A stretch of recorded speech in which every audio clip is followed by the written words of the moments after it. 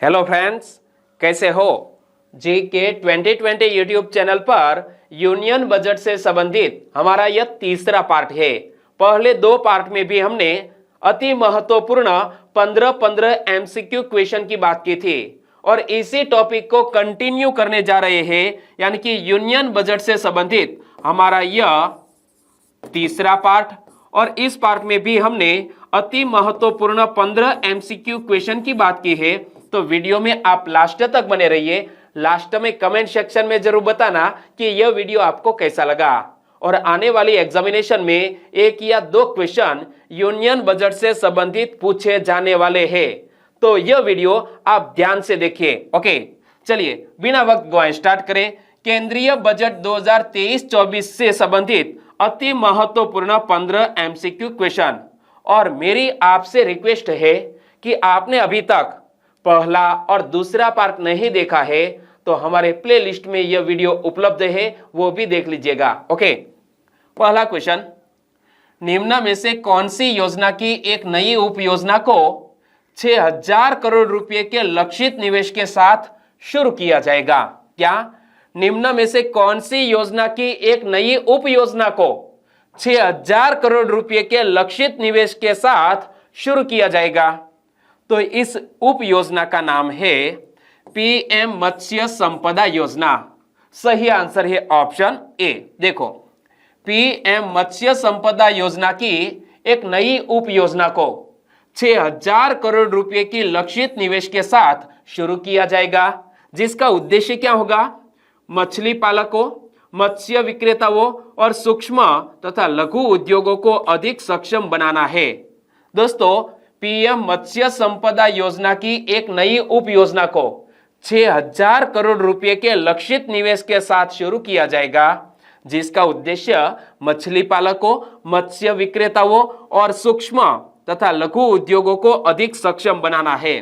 दूसरा क्वेश्चन, सरकार ने कितने करोड़ रुपए के निवेश के साथ 63,000 प्राथमिक कृषि ऋण सोसाइटियों के कंप्यूटरीकरण का कार्य शुरू किया है? बताइए, हमारी केंद्र सरकार ने कितने करोड़ रुपए के निवेश के साथ तकरीबन 63,000 प्राथमिक कृषि ऋण सोसाइटियों के कंप्यूटरीकरण का कार्य शुरू किया है? तो सरकार ने निवेश किया है 2516 करोड़ रुपयों का। सही आंसर है ऑप्शन डी। हमें क्या याद रख लेना है कि सरकार ने 2516 करोड़ रुपए के निवेश के साथ तकरीबन 63,000 प्राथमिक कृषि ऋण सोसाइटियों का कंप्यूटरीकरण करने का कार्य शुरू किया है। सही आंसर ऑप्शन डी। तीसरा क्वेश्चन, सरकार ने व्यापक विकेंद्रीकृत भंडारण क्षमता बढ़ाने का प्रावधान किया है, जिससे किसानों को क्या फायदा होगा? हमारी केंद्र सरकार ने व्यापक विकेंद्रीकृत भंडारण क्षमता बढ़ाने का प्रावधान किया है, जिससे किसानों को क्या फायदा होगा?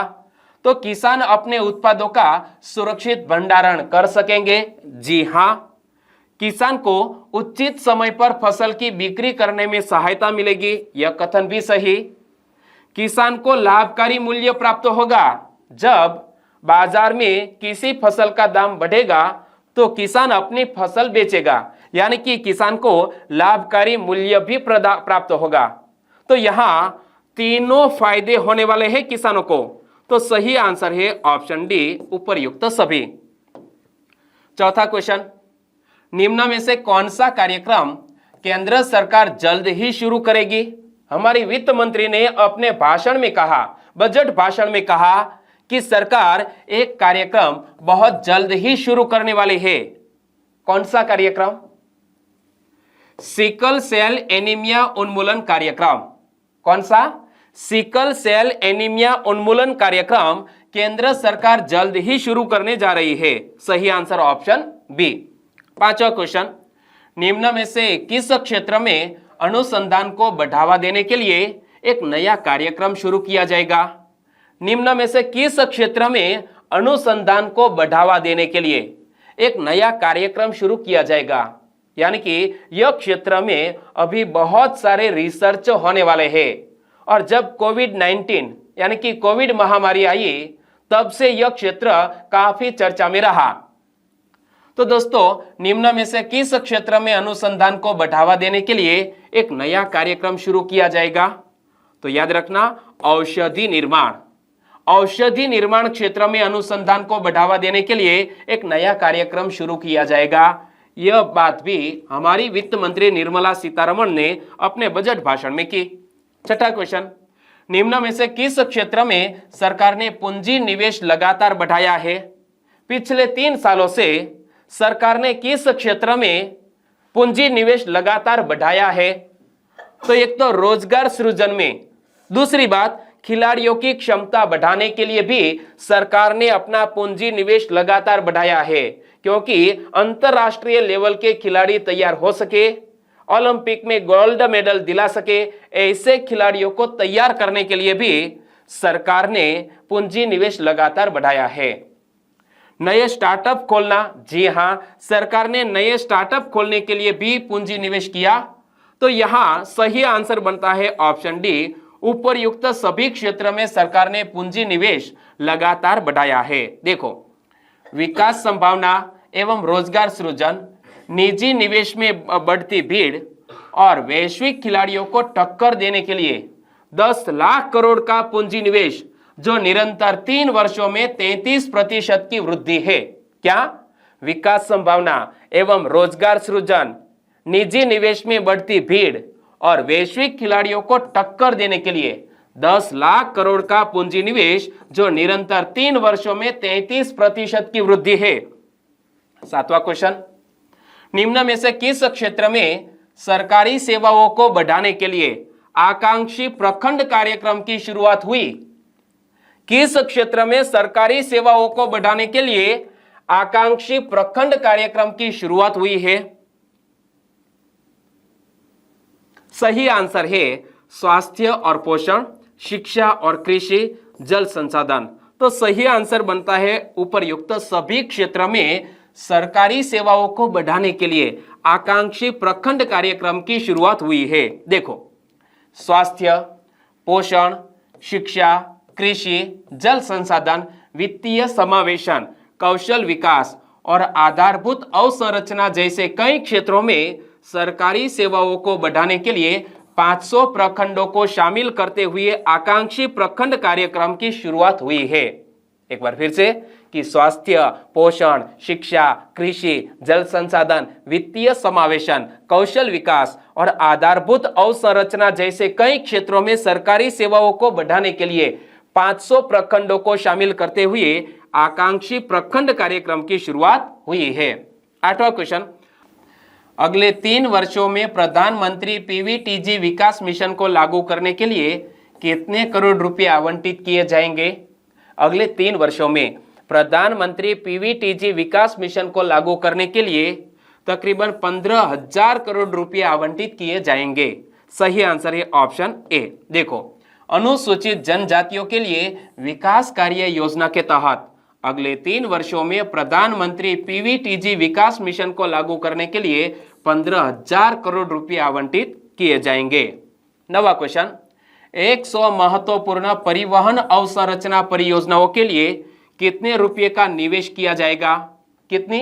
100 महत्वपूर्ण परिवहन अवसंरचना परियोजनाओं के लिए तकरीबन 75,000 करोड़ रुपए का निवेश किया जाएगा। सही answer option B.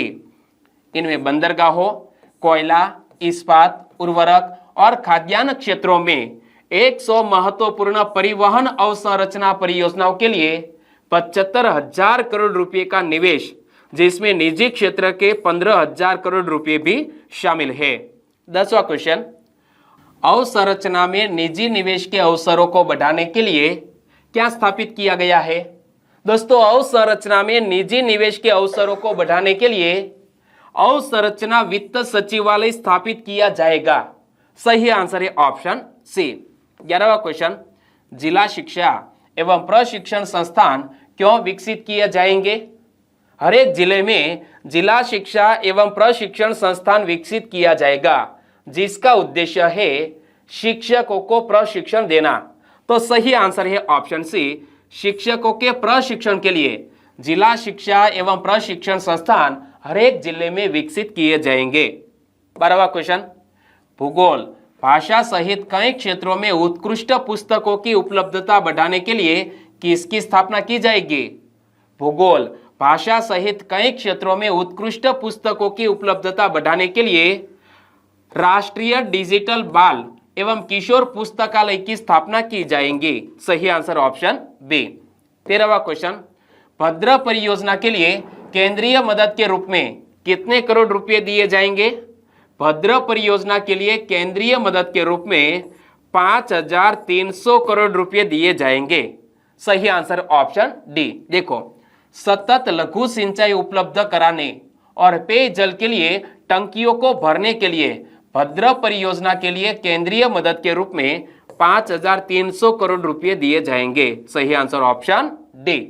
14वां question, 1 lakh पुरातन अभिलेखों के डिजिटलीकरण के लिए किसकी स्थापना की जाएगी? हमारी वित्त मंत्री ने कहा कि 1 लाख पुरातन अभिलेखों के डिजिटलीकरण के लिए Bharat shared repository of inscriptions की स्थापना की जाएगी। किसकी? Bharat shared repository of inscriptions की स्थापना की जाएगी। देखो, पहले चरण में 1 लाख पुरातन अभिलेखों के डिजिटलीकरण के लिए डिजिटल एपिग्राफी संग्रहालय में Bharat shared repository of inscriptions की स्थापना की जाएगी। 15वां क्वेश्चन, लाखों सरकारी कर्मचारियों को उनका कौशल बढ़ाने के लिए कौन सा एक एकीकृत ऑनलाइन प्रशिक्षण मंच शुरू किया जाएगा? लाखों सरकारी कर्मचारियों को उनका कौशल बढ़ाने के लिए कौन सा एक एकीकृत ऑनलाइन प्रशिक्षण मंच शुरू किया जाएगा? तो यह मंच का नाम है आई गॉट कर्मयोगी। सही आंसर है ऑप्शन सी। देखो, लाखों सरकारी कर्मचारियों को उनका कौशल बढ़ाने और जन केंद्रित सुविधाएं उपलब्ध कराने योग्य बनाने के लिए एक एकीकृत ऑनलाइन प्रशिक्षण मंच आई गॉट कर्मयोगी का शुभारंभ किया जाएगा।